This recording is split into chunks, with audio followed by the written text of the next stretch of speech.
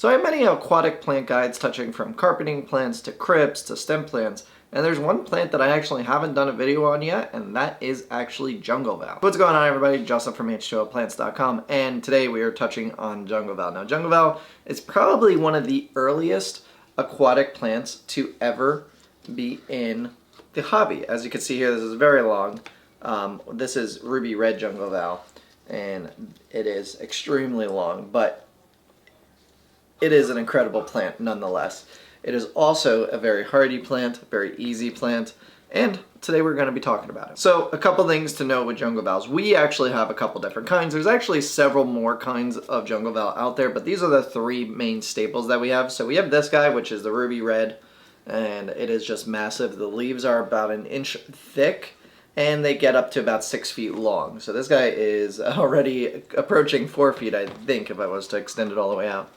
Then we have some Italian val, which is much more narrow-leafed val. It is a bit more of a grass almost, but it does get taller. So this guy can get up to 6 feet tall. I've personally seen it maybe get about 2 feet. I've never really gotten it to that 6 foot mark, but it is extremely possible with these plants. And next we have corkscrew val. Now this isn't the best kind of version of corkscrew val that I'd like to show you, but unfortunately I'm all out. But corkscrew val has a winding leaf pattern, so it twists like a corkscrew. And it's actually fairly unique. There aren't many plants in the hobby that have that twirling around their leaves, so it is relatively unique in that aspect. So, like I mentioned, jungle val is one of the probably first aquatic plants in the hobby, if not the first aquatic plant into the hobby. The reason being is it's super easy. It doesn't care about temperature all that much. Anywhere between 68 and like 82 will be fine. It doesn't care about parameters all that much. So really anything this plant can grow in, as long as it's kind of in the mid-range and you don't have one extreme or the other. It's also extremely hardy when it comes to abuse of fish, so stuff like cichlids or goldfish. You get a plant like the ruby red here and the fish may pick at it, but it ain't going anywhere. It has a deep root system. It has incredibly thick and robust leaves, so it's going to be harder for them to tear at. And it overall is a much stronger plant than most other plants out there. Now, it is very similar. If you've seen our guides on like micro sword or pygmy chain sword or any of the carpeting plants that have runners, it is very similar to that, where it will produce runners out the side. As you see here, this is actually one runner, and then it's got another one, and then it's actually got another set of runners here. So it's actually got 5 plants coming off of it already, and it's still stuck in the pot here.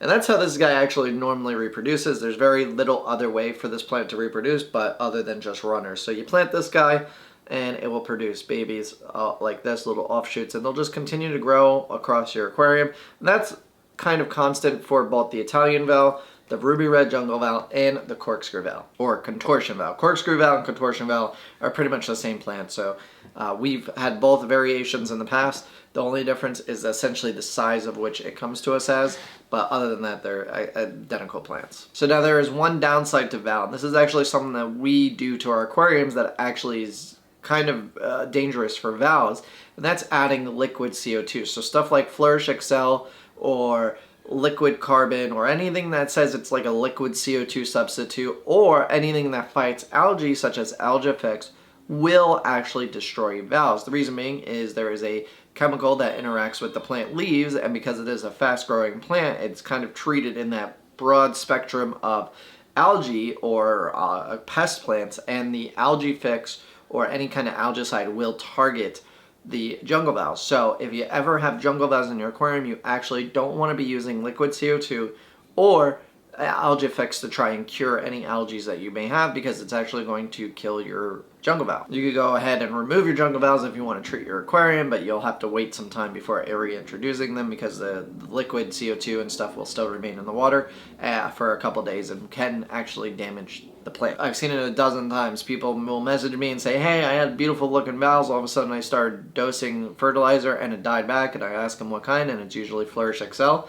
I'm like, that's not like minerals and stuff. That's actually an algicide, and it kills vals. It also will kill anacris and other plants like that. So you want to keep that in mind when you get vals. If algae is something that you may be treating chemically, be very careful with the vals, because they will in fact die from it. So another thing to note about vals, let's look at Italian vals. So when you have vals, you don't actually want to ever trim the leaves across the top. When you do so, you're damaging the leaf, and eventually they'll actually start to fall apart.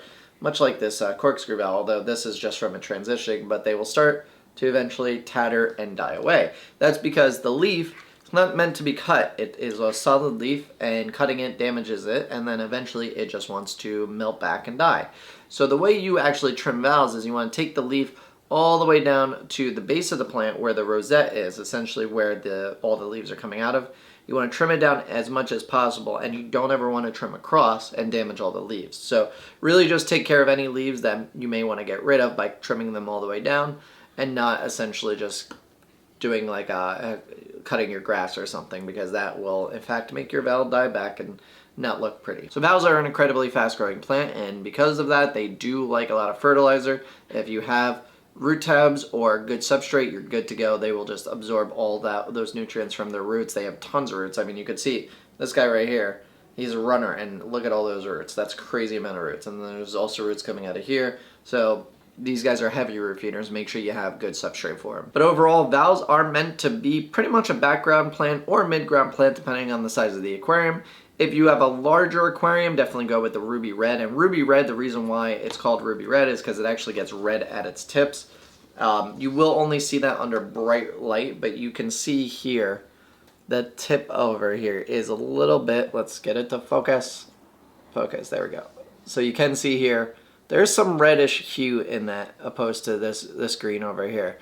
So the closer it is to the light, the more red the tips will get.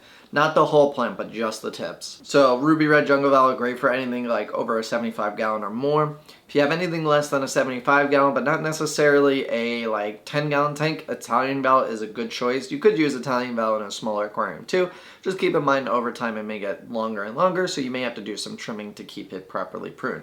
Next, the contortion valve is great for any smaller aquarium. I like it in any aquarium really. You could use this as a mid-ground plant even in larger aquariums. But the nice curve, and you can see there the kind of spiraling of the leaf. It just looks really cool.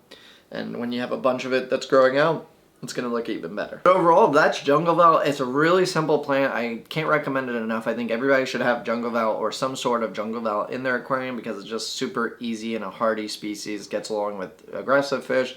Great for breeding fish because it creates giant masses of leaves. So it's just all around like one of the best aquarium plants. Hence why I came into the hobby so early on into aquarium keeping, because it's just that good of a plant. So if you have jungle valve in your aquarium, leave me a comment down below. Let me know what you think of it, or if you're thinking about buying some. Also, if you enjoyed this video or if it helped you any, make sure you hit that like button. And if you're new here, consider hitting that subscribe button. If you want to check out our last video that we did on Pygmy chainswords, you can click over there. And if you want to check out a random mystery video, I'll put it right there. You can check that out. Who knows what it is? But I will see you guys next time.